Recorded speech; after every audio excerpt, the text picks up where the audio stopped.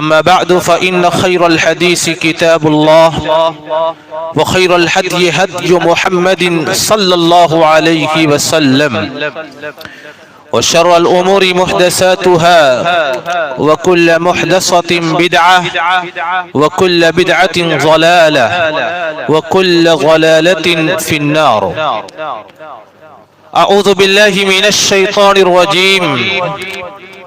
بسم الله الرحمن الرحيم. وأورثنا القوم الذين كانوا يستضعفون مشارق الأرض ومغاربها التي باركنا فيها وتمت كلمة ربك الحسنى على بني إسرائيل بما صبروا. وقال تعالى سبحان الذي أسرى بعبده ليلا من المسجد الحرام إلى المسجد الأقصى الذي باركنا حوله لنريه من آياتنا إنه هو السميع البصير. رب اشرح لي صدري ويسر لي أمري واحلل عقدة من لساني يفقه قولي. سبحانك لا علم لنا إلا ما علمتنا إنك أنت العليم الحكيم. صدر باوقار علماء گرامی قدر، بزرگوں، نوجوانوں،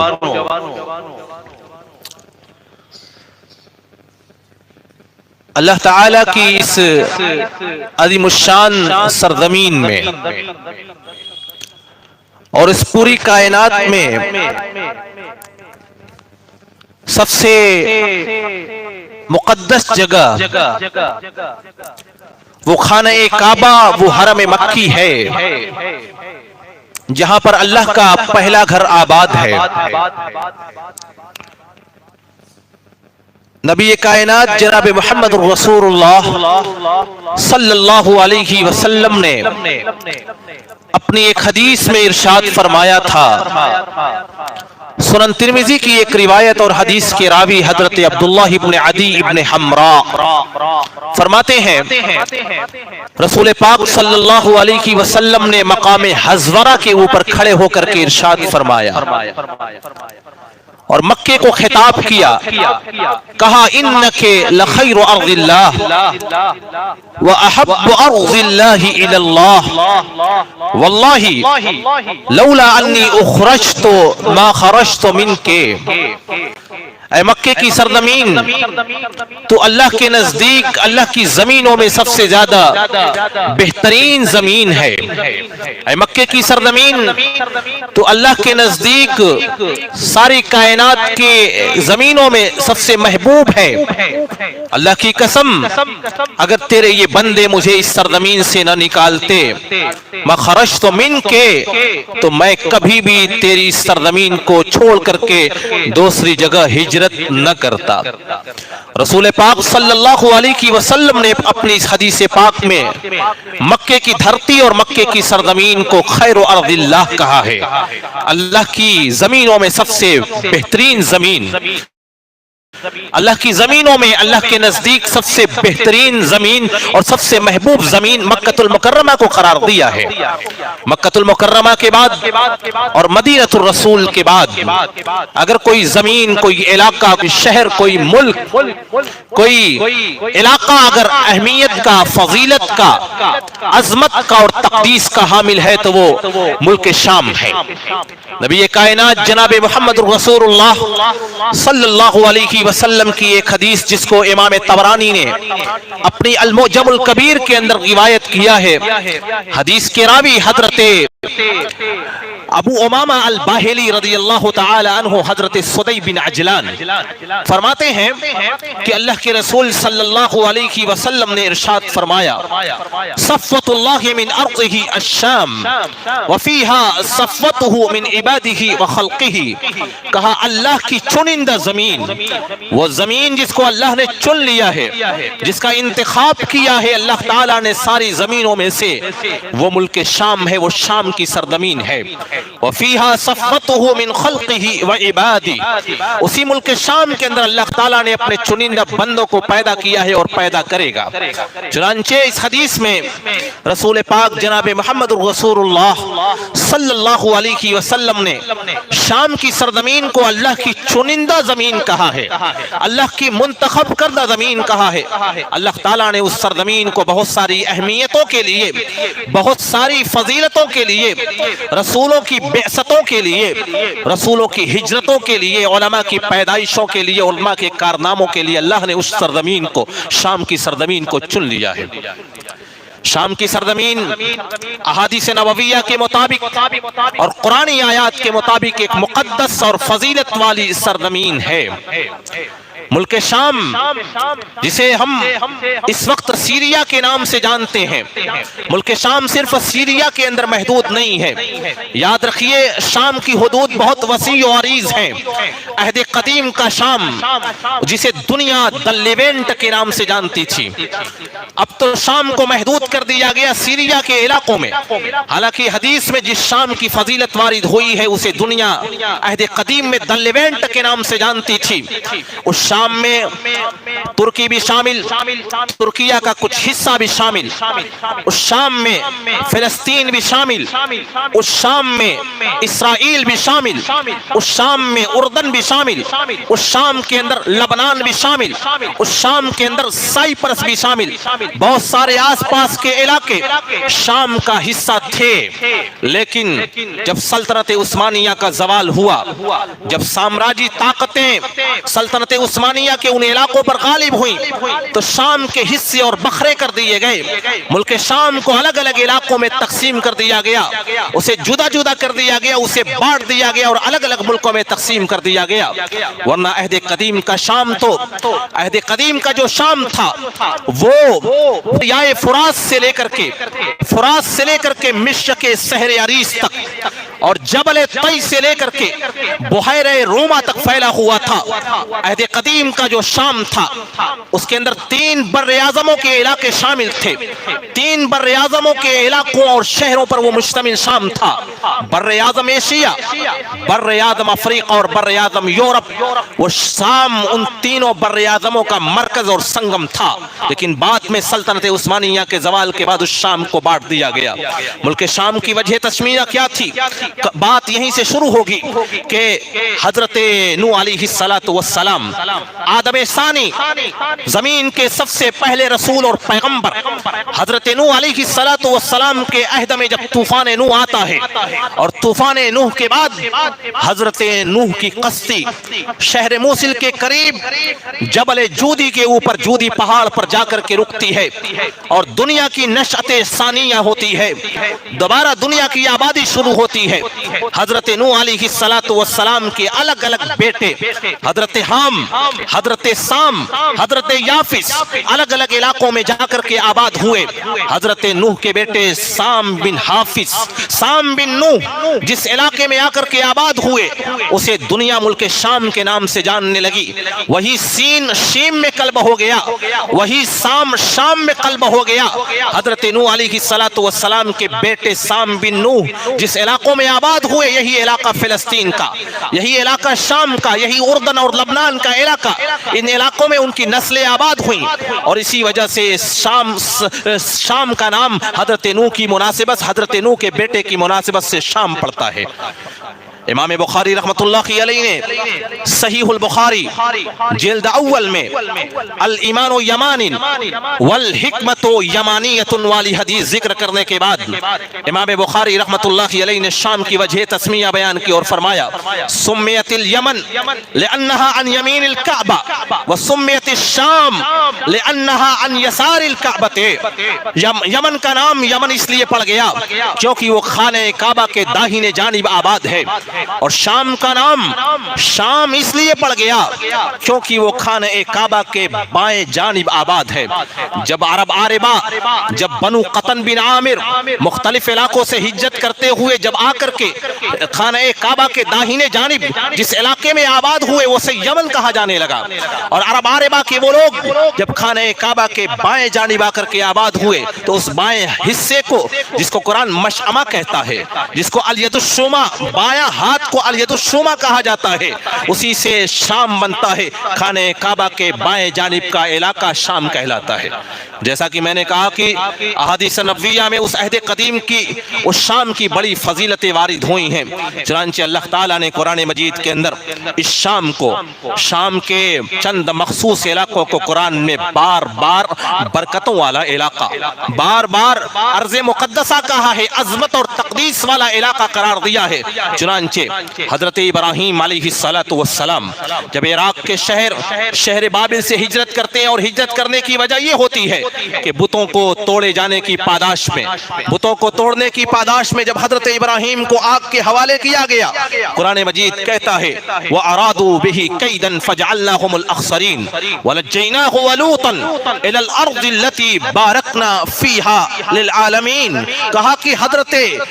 ابراہیم کے ساتھ جب سازش ہوئی اور کافروں نے جب سازش کی, ہم نے ان کی سازشوں کو ناکام بنا دیا. وَنَجَّيْنَاهُ وَلُوطًا, اور حکم دیا حضرت ابراہیم کو اور حضرت لوط کو کہ وہ عراق کے شہر بابل کو چھوڑ کر کے آ کر کے اس علاقے میں آباد ہو جائیں. التی بارکنا فیہا للعالمین, اس علاقے کو ہم نے پوری کائنات کے لیے برکتوں والا علاقہ بنایا ہے, برکتوں والا علاقہ قرار دیا ہے. چنانچہ مفسرین نے اور خاص طور سے امام ابن جریر طبری نے اپنی تفسیر طبری میں لکھا ہے اس آیت کریمہ کی تفسیر میں, مہاجرن الی بلاد الشام الی الارض المقدسۃ منہا, حضرت ابراہیم اور حضرت لوط جب ہجرت کرتے ہیں عراق کے شہر بابل سے, وہ ہجرت کرتے ہوئے بلاد شام میں آتے ہیں, بلاد شام کے ارض مقدسہ فلسطین کی سرزمین پر اور الخلیل پر آ کر کے آباد ہوئے. اور حضرت ابراہیم علیہ السلام کو الخلیل کا نبی اور پیغمبر بنایا گیا, اور حضرت لوط علیہ السلام کو صدوم بستی کا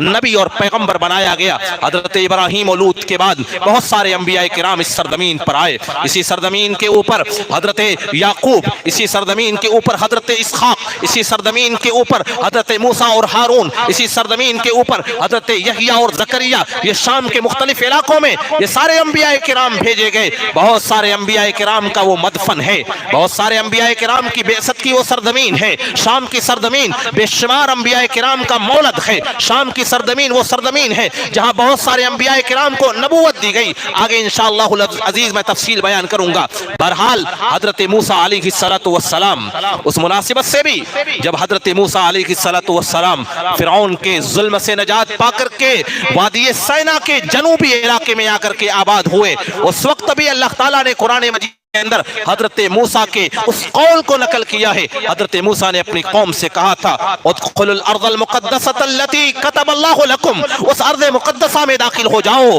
فلسطین کی سرزمین, شام کا وہ علاقہ, قرآن اسے ارض مقدسہ کہتا ہے. اس ارض مقدسہ میں داخل ہو جاؤ جس کو اللہ تعالیٰ نے تمہارے نام لکھ دیا ہے, فتح تمہاری ہونی ہے. لیکن بنو اسرائیل کے افراد جن کے ذہن کے اوپر غلامی کا چھاپ پڑ چکا تھا, جن کے ہاتھ اور پاؤں زنجیروں کے عادی ہو چکے تھے, جن کے ہاتھ اور پاؤں فرعون کی غلامی کے عادی ہو چکے تھے, انہوں نے بنو اسرائیل نے ارض مقدسہ کو فتح کرنے سے انکار کیا. اور نتیجہ یہ ہوا کہ بنو اسرائیل 40 سال تک وادی سینا اور وادی تیہ میں بھٹکتی رہی. تفصیلات لمبی ہیں, میں اس تفصیل میں جانا نہیں چاہتا. بہرحال قرآن مجید نے اس مناسبت سے بھی شام کے اس علاقے کو, فلسطین کے اس حصے کو ارض مقدسہ قرار دیا ہے. حضرت موسیٰ علیہ السلام اور حضرت ہارون کی وفات کے بعد اسی وادی سینا میں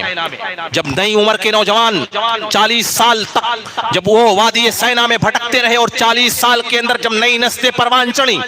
وہ نسلیں جن کے اندر آزادی کی تڑپ تھی اور آزادی کا جذبہ تھا, جب وہ لوگ دنیا سے رخصت ہوئے جو فرعون کی غلامی کے عادی ہو چکے تھے اور جن کے دلوں کے اوپر غلامی کا زنگ لگ چکا تھا, 40 سالوں کے عرصے میں دھیرے دھیرے وہ ختم ہوئے. حضرت یوشع بن نون کو نبی اور پیغمبر بنایا گیا۔ حضرت یوشع بن نون نے جب ارض مقدسہ کو فتح کیا، قرآن اس مناسبت سے بھی اس علاقے کو، شام کے اس علاقے کو بابرکت علاقہ قرار دیتا ہے۔ قرآن کہتا ہے وَأَوْرَثَنَا الْقَوْمَ الَّذِينَ كَانُوا يُسْتَضْعَفُونَ مَشَارِقَ الْأَرْضِ وَمَغَارِبَهَا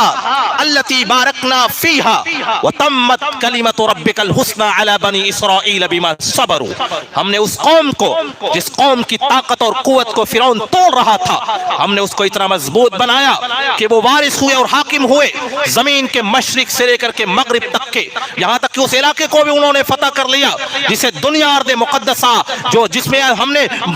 ہم نے برکتیں رکھی ہیں، جس میں ہم نے خیر رکھا ہے، جس زمین کو ہم نے عظمتوں والی زمین بنایا ہے، بنو اسرائیل نے اس زمین کو بھی فتح کر لیا۔ وَتَمَّتْ كَلِمَةُ رَبِّكَ الْحُسْنَى عَلَى بَنِي إِسْرَائِيل، اللہ تعالیٰ نے بنی اسرائیل کے لیے اپنے وعدہ حسنہ کو مکمل کر دکھایا، بما صبروا، کیونکہ بنو اسرائیل نے ایک لمبے عرصے تک صبر و ضبط سے کام لیا تھا۔ بہرحال قرآن مجید کی آیت کریمہ میں بھی اللہ تعالیٰ شام کے اس علاقے کو، بیت المقدس اور فلسطین کے اس علاقے کو، شام کے اس حصے کو ارض مقدسہ قرار دے رہا ہے، مقدس سرزمین قرار دے رہا ہے۔ حضرت سلیمان علیہ السلام کا جب ذکر آتا ہے قرآن میں، تو قرآن کہتا ہے وَلِسُلَيْمَانَ الرِّيحَ عَاصِفَةً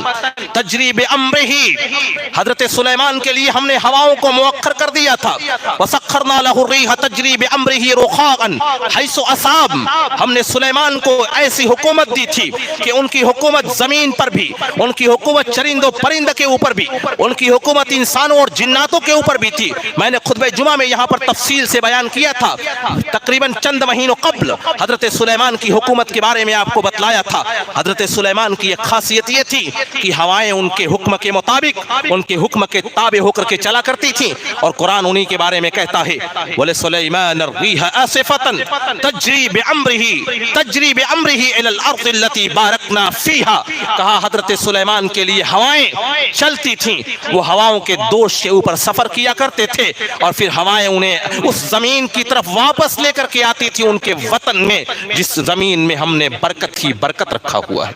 قرآن بار بار اس علاقے کو برکتوں والا علاقہ قرار دیتا ہے۔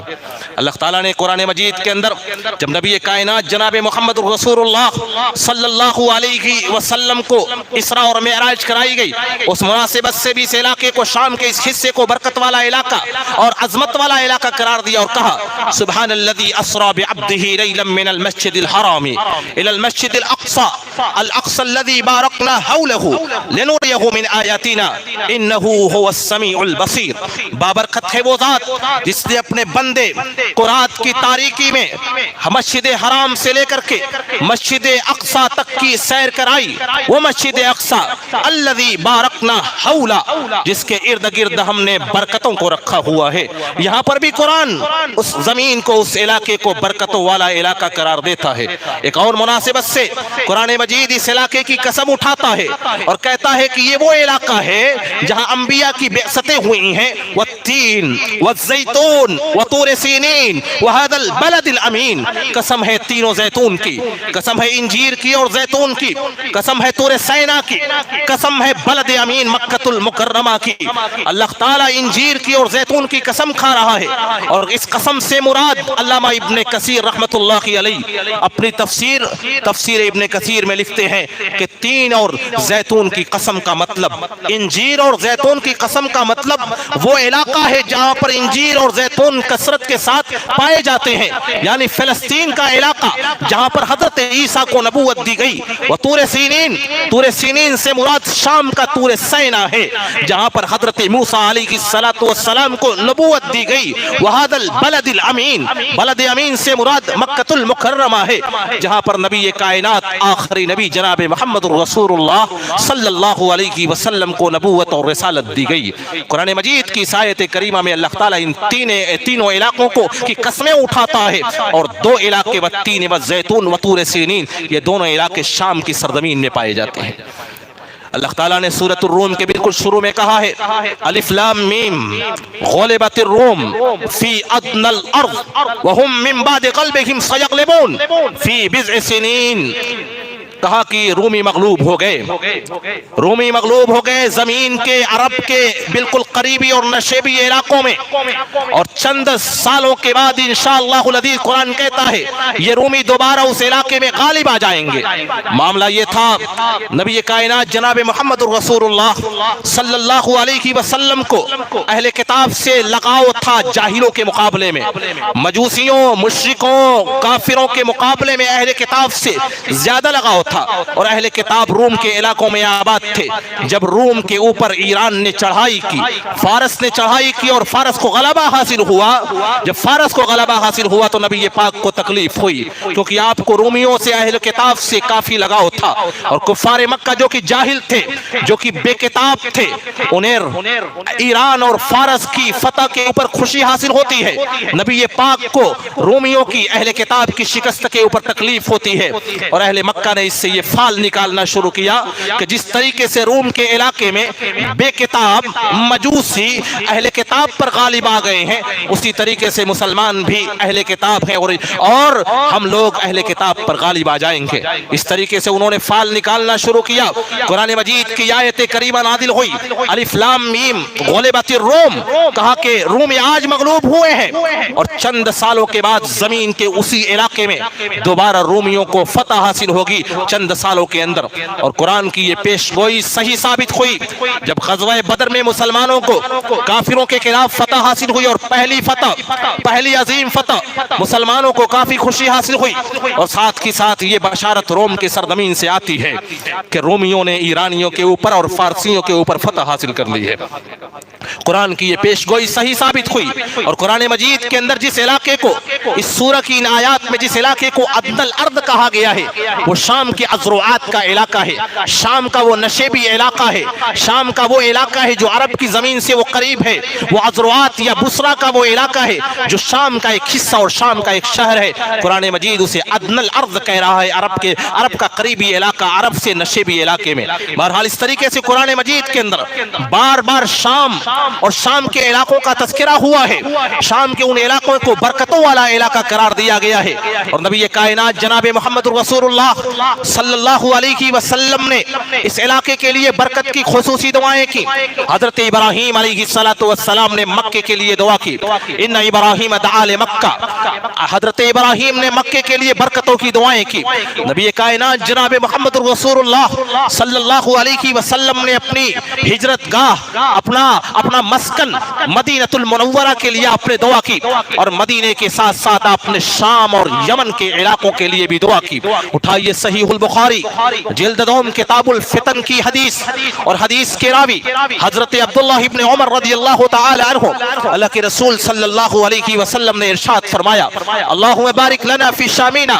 وفی یمننا، اللہم بارک لنا فی شامنا وفی یمننا، اے اللہ تو ہمارے شام میں اور ہمارے یمن میں برکت عطا فرما۔ صحابہ کرام میں سے بعض صحابی نے کہا وفی نجدنا یا رسول اللہ، اللہ کے رسول ہمارے نجد کے لیے، نجد عراق کے لیے بھی آپ برکت کی دعا کر دیجئے۔ آپ نے کہا نہیں، اللہم بارک لنا فی شامنا، اللہم بارک لنا فی یمننا، اے اللہ شام میں برکت عطا فرما، شام میں خیر و برکت عطا فرما، یمن کی سرزمین میں خیر اور برکت رکھ دے۔ صحابہ کرام نے کہا اللہ کے رسول وفی نجدنا، ہمارے نجد کے لیے بھی آپ دعا کر دیجئے۔ آپ نے فوراً ارشاد فرمایا ہناک الزلازل والفتن، نجد کے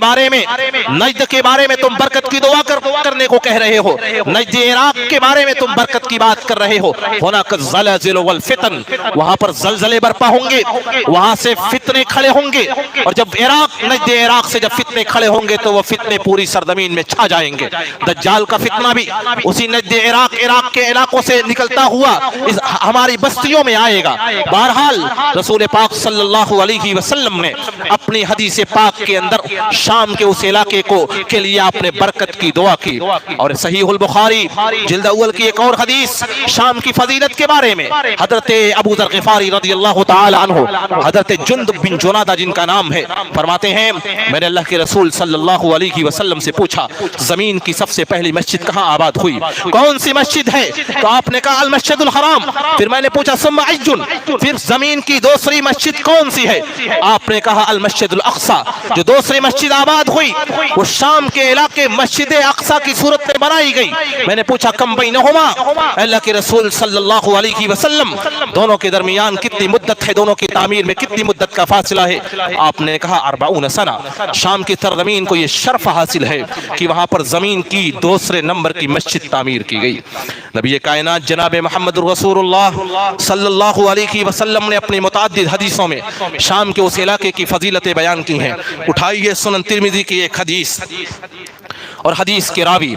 رسول پاک صلی اللہ علیہ وسلم کے کاتب وحی حضرت زید ابن ثابت رضی اللہ تعالی عنہ. زید ابن ثابت فرماتے ہیں کننا نعلف القرآن من الرقاء، ہم کاغذ کے ٹکڑوں اور کپڑے کے ٹکڑوں کے اوپر قرآن کی آیات جو لکھی ہوئی تھیں اسے اکٹھا کر رہے تھے. اسی درمیان رسول پاک صلی اللہ علیہ وسلم نے ارشاد فرمایا طوبی للشام، طوبی للشام، طوبی للشام. شام کے لیے بشارت ہے، شام کے لیے خیر اور برکت ہے، شام کے لیے اللہ تعالیٰ کی جانب سے رحمتوں کا نزول ہے. صحابہ کرام نے کہا اللہ کے رسول صلی اللہ علیہ وسلم آخر شام کی اتنی فضیلتیں کیوں ہیں؟ آپ نے ارشاد فرمایا ان ملائکۃ الرحمن باسطۃ اجنحتها علی الشام، رحمان کے فرشتے اپنے پروں اور اپنے بازوؤں کو شام کی حفاظت کے لیے اور اہل شام کی حفاظت کے لیے پھیلائے ہوئے ہیں. فرشتے شام کی حفاظت کے لیے بالکل ہمتن تیار ہیں. آپ نے ایک دوسری حدیث میں ارشاد فرمایا، حضرت عبداللہ ابن حوالہ الازدی رضی اللہ تعالی عنہ اس حدیث کے راوی ہیں. عبداللہ ابن حوالہ فرماتے ہیں اللہ کے رسول صلی اللہ علیہ وسلم نے ارشاد فرمایا ایک دور ایسا آئے گا سیسیر الامور الى ان تکون جنود مجندہ، جند بالیمن وجند بالعراق وجند بالشام. حالات ایسے پیدا ہوں گے کہ مسلمانوں کی 3 الگ الگ فوجی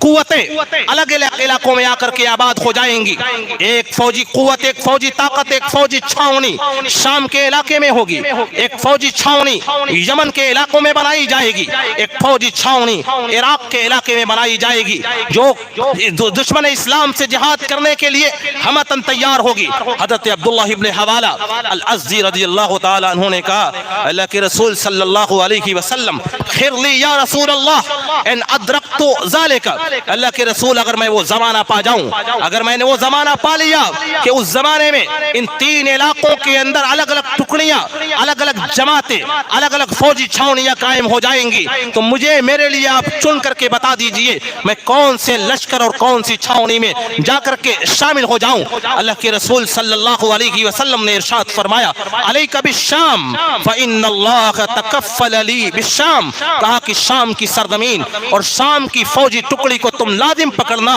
کیونکہ اللہ تعالیٰ نے اہل شام کی ضمانت و گارنٹی لی ہے، اہل شام کی نصرت و تائید کا وعدہ کیا ہے. اور اسی لیے 8ویں صدی ہجری کے بالکل شروع میں، بالکل اوائل میں جب تاتاریوں کا حملہ دمشق کی جانب بڑھتا ہے، شام کے اس علاقے کی جانب بڑھتا ہے، علامہ ابن تیمیہ رحمۃ اللہ علیہ کا وہ عہد تھا. علامہ ابن تیمیہ رحمۃ اللہ علیہ نے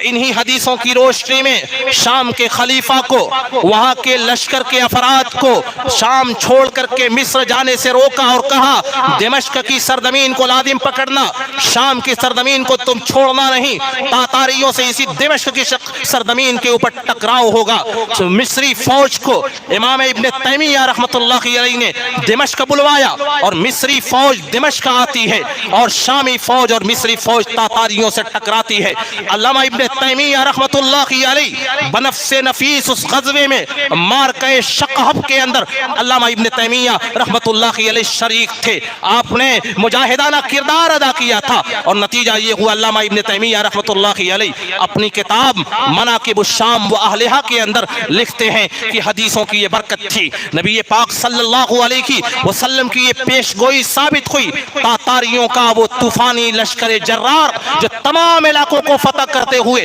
دمشق کی جانب آ چکا تھا، ہم نے تاتاریوں کو شکست دیا تھا دمشق کے دروازے کے اوپر اوپر اور تاتاریوں کی فوج دمشق میں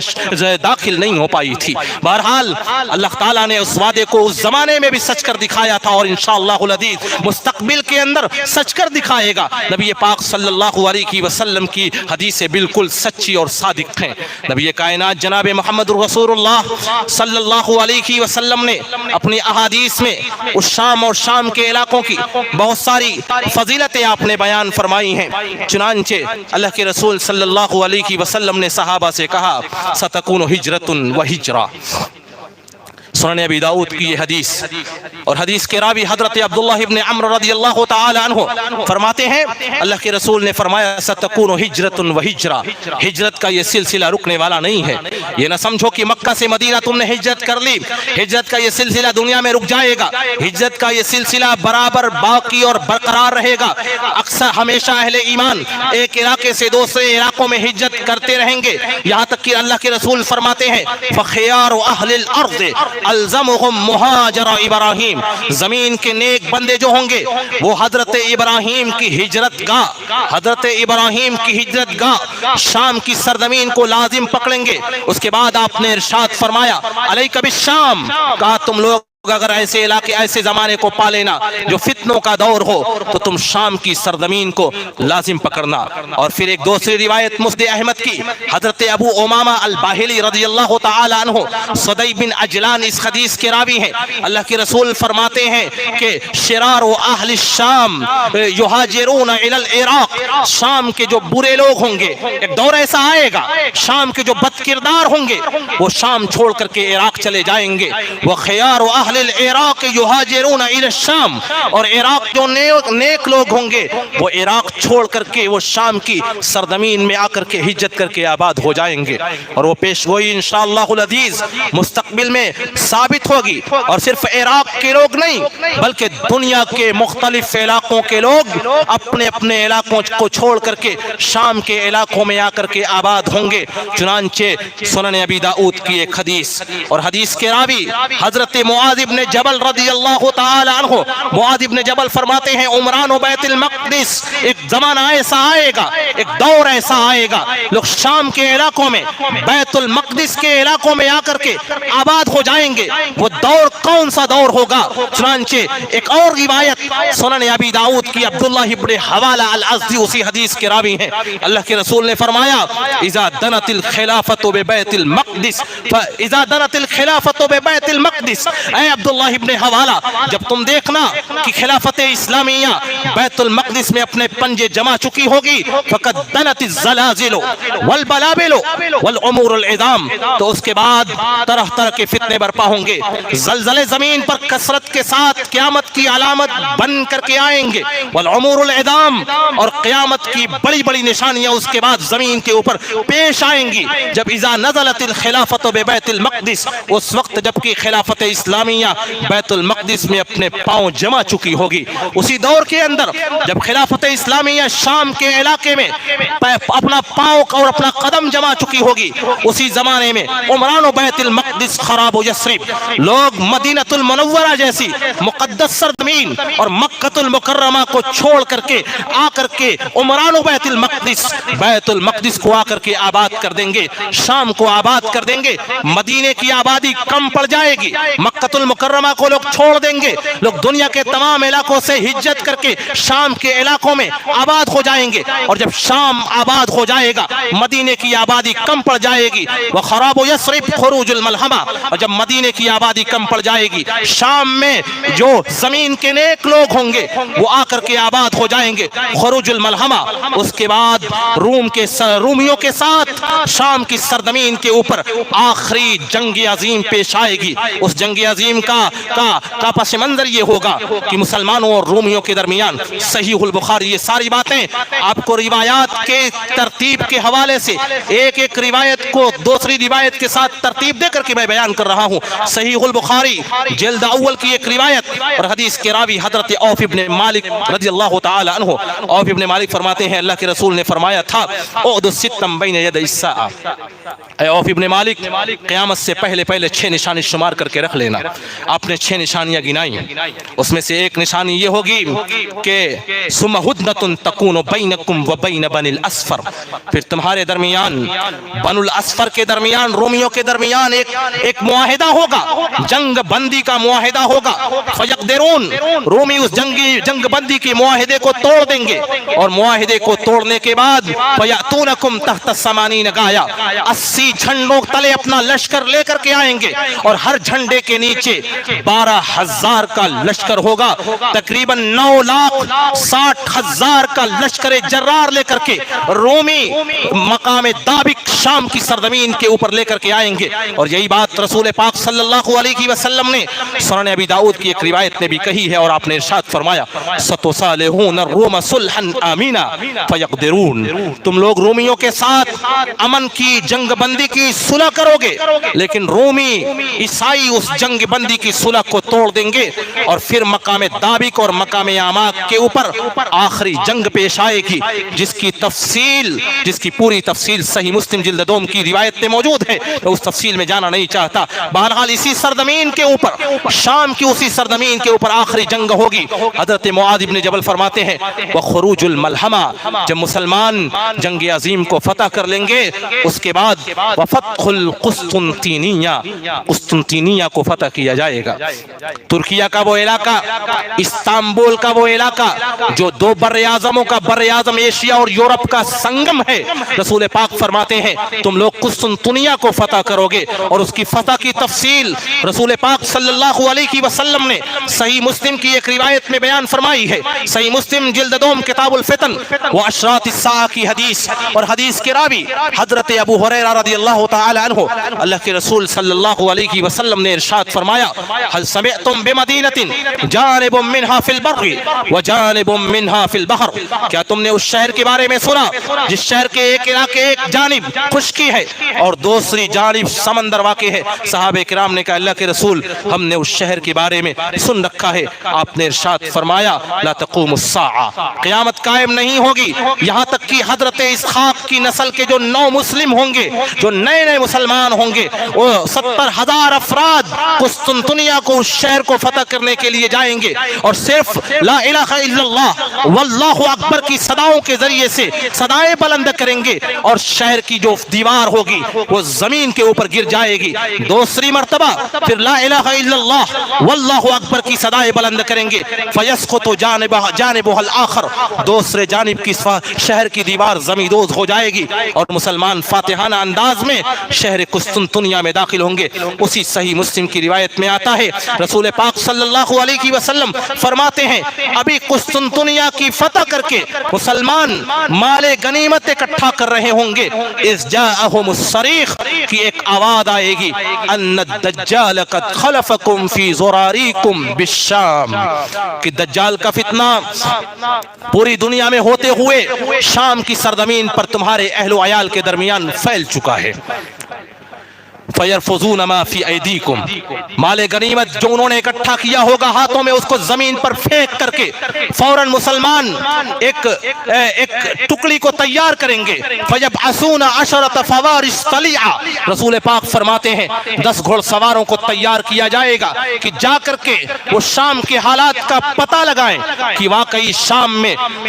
میں دجال کا خروج ہو چکا ہے یا نہیں ہو چکا ہے۔ اللہ کے رسول فرماتے ہیں انی لَأَعْرِفُ أَسْمَاءَهُمْ وَأَسْمَاءَ آبَائِهِمْ وَأَلْوَانَ خُيُولِهِمْ، وہ جو لوگ جو قسطنطنیہ کی سرزمین سے تیز رفتاری کے ساتھ شام کی سرزمین میں حالات کا پتہ لگانے کے لیے اور دجال کی آمد کا، اس کے فتنے کے بارے میں خبر لینے کے لیے جائیں گے، اللہ کے رسول فرماتے ہیں انی لَأَعْرِفُ أَسْمَاءَهُمْ، میں ان کے نام کو بھی جانتا ہوں، وَأَسْمَاءَ آبَائِهِمْ، ان کے آباء و اجداد کے ناموں کو بھی جانتا ہوں، وَأَلْوَانَ خُيُولِهِمْ، ان کے گھوڑوں کے رنگوں کو بھی جانتا ہوں، کس رنگ کے گھوڑے کے اوپر سوار ہو کر کے وہ قسطنطنیہ شہر سے تیزی کے ساتھ دوڑتے ہوئے شام کی سرزمین پر آئیں گے، اور جیسے ہی وہ شام کی سرزمین پر پہنچیں گے انہیں پتہ چلے گا، صحیح مسلم کی روایت میں آتا ہے ان الخبر باطل، وہ خبر جو شیطان نے لگائی تھی، وہ خبر جو قسطنطنیہ کی سرزمین پر مسلمانوں نے سنا تھا، وہ خبر جھوٹی ہے۔ اور پھر اس کے بعد پورا اسلامی لشکر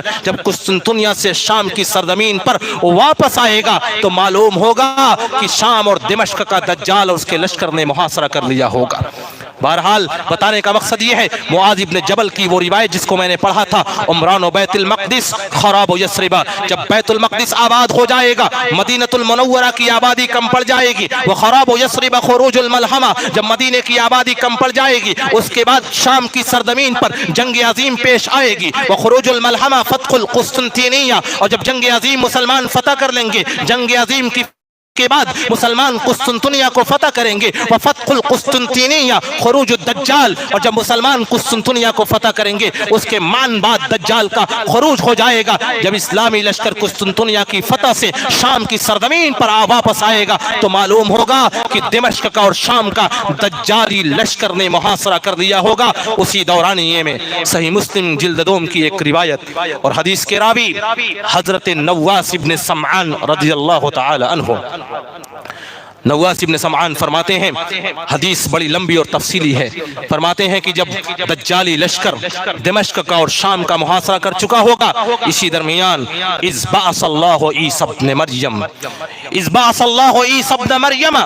اللہ تعالی حضرت عیسیٰ ابن مریم علیہ السلام کو آسمان سے بھیجے گا، فینزل عیسی ابن مریم عند المنارۃ البیضاء شرقی دمشق بین بحرودتین واضعا یدہ علی اجنحۃ ملکین، حضرت عیسیٰ علیہ السلام دمشق کے اندر، شام کے اسی علاقے دمشق کے مشرقی حصے میں سفید منارے کے پاس حضرت عیسیٰ علیہ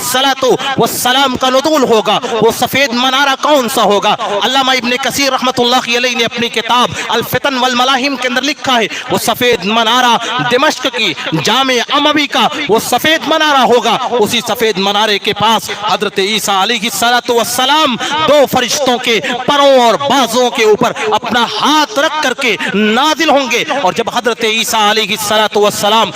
دمشق کی سرزمین کے اوپر جامع اموی کے اس منارے کے پاس نازل ہو چکے ہوں گے، وہ دور امام مہدی کا دور ہوگا۔ امام مہدی رحمت اللہ علیہ فجر کی نماز کی امامت کے لیے مصلی کے اوپر بڑھ چکے ہوں گے، حضرت عیسیٰ علیہ السلام کا نزول ہوگا۔ امام مہدی حضرت عیسیٰ سے کہیں گے تعال صلی لنا، آئیے ہماری امامت کیجئے۔ حضرت عیسیٰ علیہ السلام کا جو جواب ہوگا اس کا مفہوم یہ ہے کہ اللہ تعالیٰ نے مجھے نبی بنا کر کے نہیں بھیجا ہے،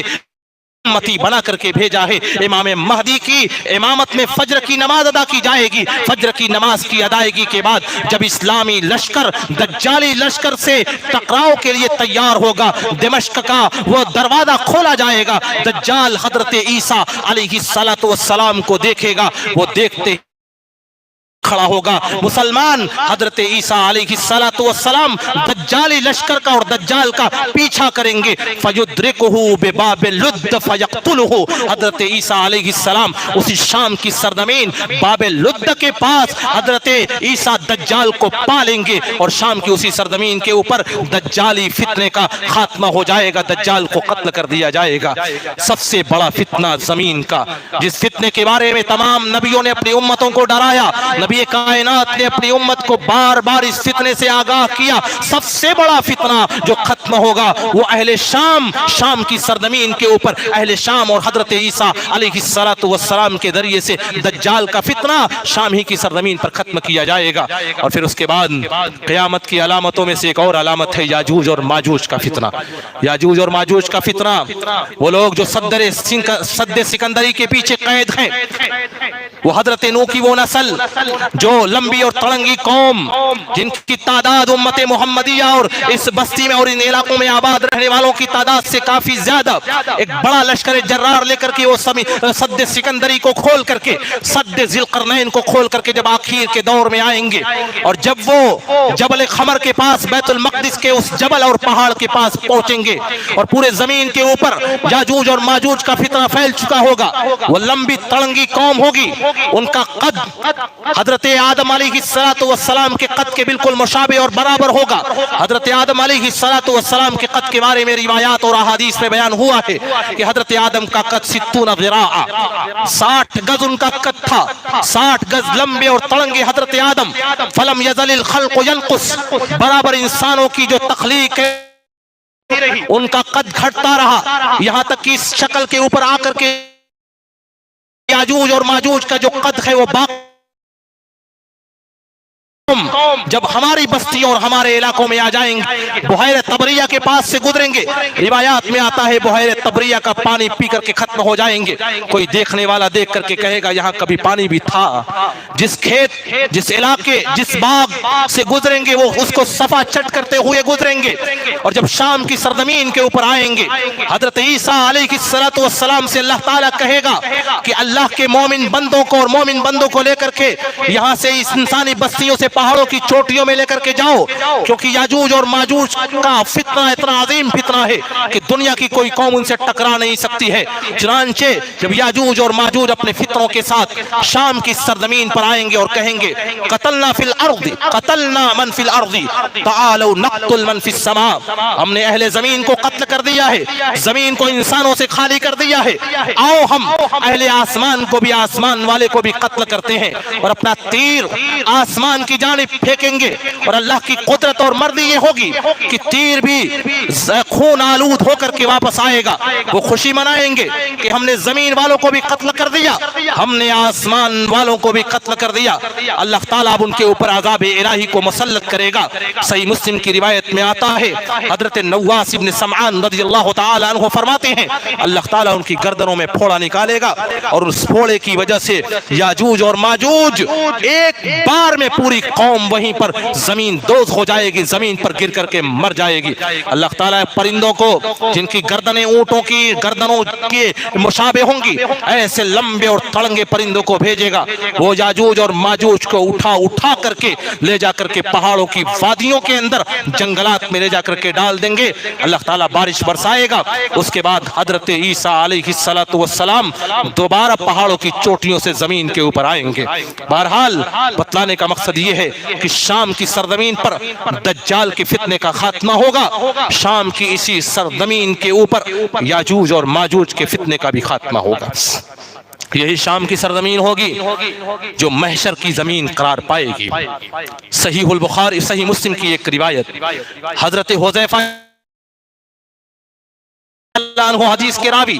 फरमाते हैं हम लोग बैठ करके क़यामत का तज़किरा कर रहे थे। इसी दरमियान रसूल पाक सल्लल्लाहु अलैहि वसल्लम अपने हुजरे से निकलते हैं और पूछते हैं मादा तज़ाकरून, किस चीज के बारे में तुम लोग मुज़ाकरा कर रहे हो? हमने कहा अल्लाह के रसूल क़यामत के बारे में हमारा मुज़ाकरा हो रहा है। अल्लाह के रसूल सल्लल्लाहु अलैहि वसल्लम ने इरशाद फरमाया ला तक़ूमुस्साअ हत्ता तरौ अशर आयात, क़यामत कायम नहीं होगी यहाँ तक कि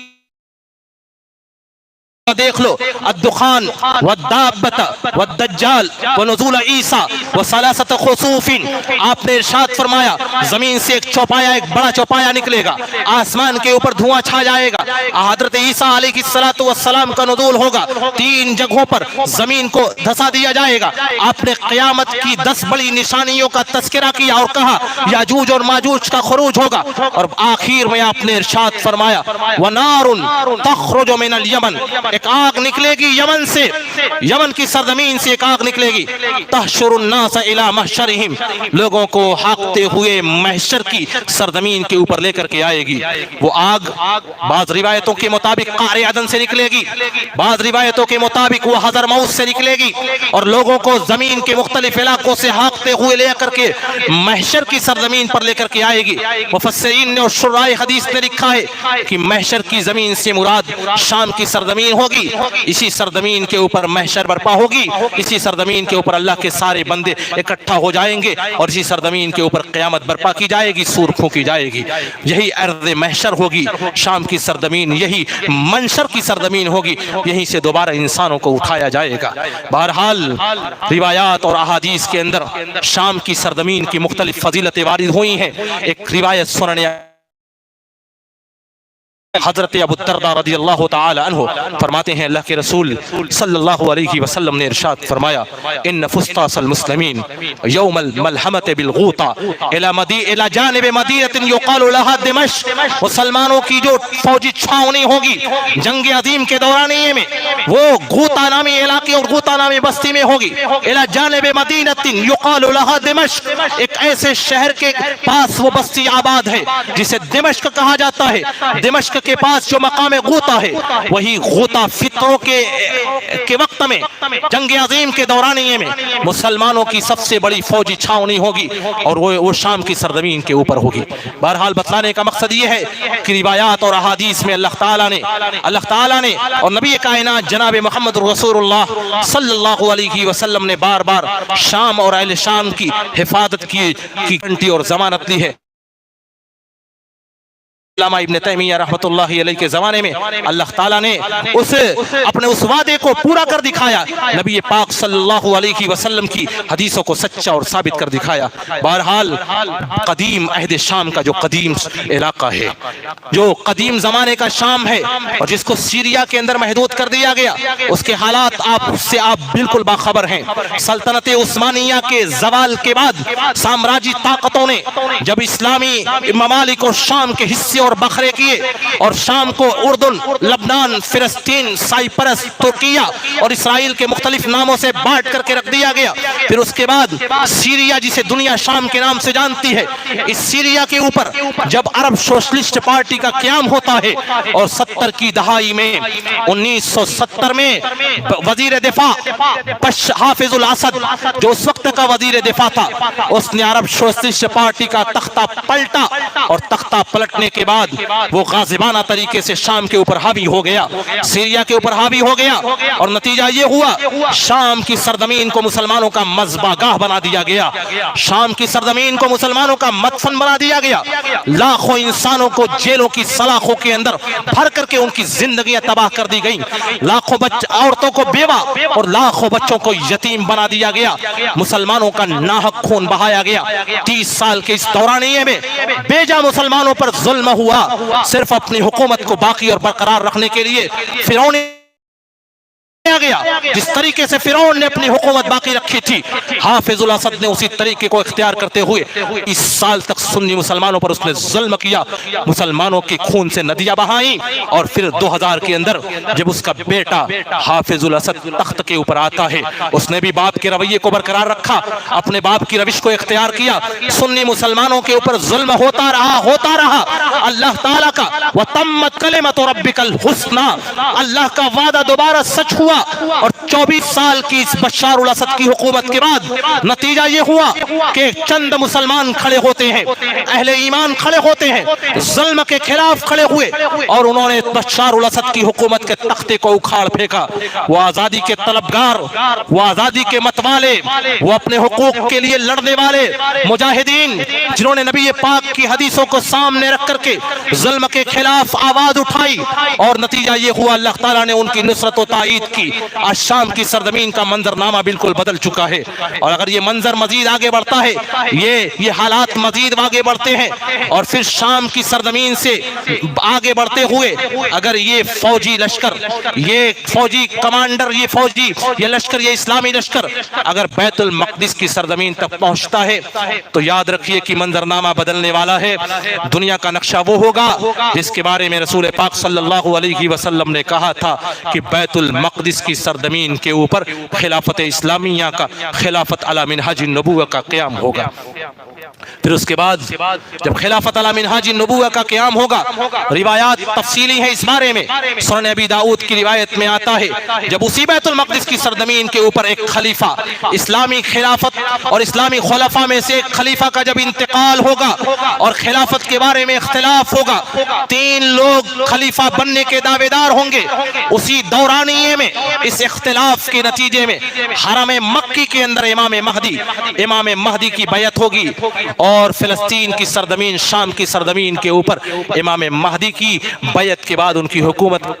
قائم ہوگی، اور پھر اس کے بعد قیامت کی وہ جو ساری نشانیاں میں نے احادیث کی روشنی میں بتائی تھی، وہ ساری نشانیاں آپ کے سامنے انشاءاللہ العزیز ایک ایک کر کے پیش آئیں گی۔ بہرحال شام کی سرزمین کی فضیلت مکہ المکرمہ اور مدینہ طیبہ کے بعد احادیث اور قرآنی آیات کی روشنی میں آپ کے سامنے ہے۔ اب ہماری ذمہ داری یہ ہے کہ جس طریقے سے اہل شام نے ظلم کے خلاف اپنی طاقت کا استعمال کیا، انصر اخاک ظالما او کان مظلوما، اپنے بھائی کی مدد کیجئے چاہے وہ ظالم ہو چاہے وہ مظلوم ہو، اور مظلوم کی مدد کرنے کا مطلب یہ ہے ان کے ساتھ شانہ بشانہ کھڑے ہوں۔ ظالم کی مدد کرنے کا مطلب یہ ہے کہ ظالم کو ظلم سے روکا جائے تاکہ کہیں ایسا نہ ہو کہ وہ ظلم کے نتیجے میں وہ جہنم کی آگ کے حوالے ہو جائے۔ ظالم کی مدد کرنے کا مطلب یہ ہے کہ اسے ظلم سے روکا جائے، اور مظلوم کی مدد کرنے کا مطلب یہ ہے کہ اس کے شانہ بشانہ کھڑا ہوا جائے، جہاں تک ممکن ہو ان کے لیے خیر کی، نصرت کی، تائید کی، رحمتوں کی اور برکتوں کی دعائیں کی جائیں۔ آج دنیا کے مختلف علاقوں میں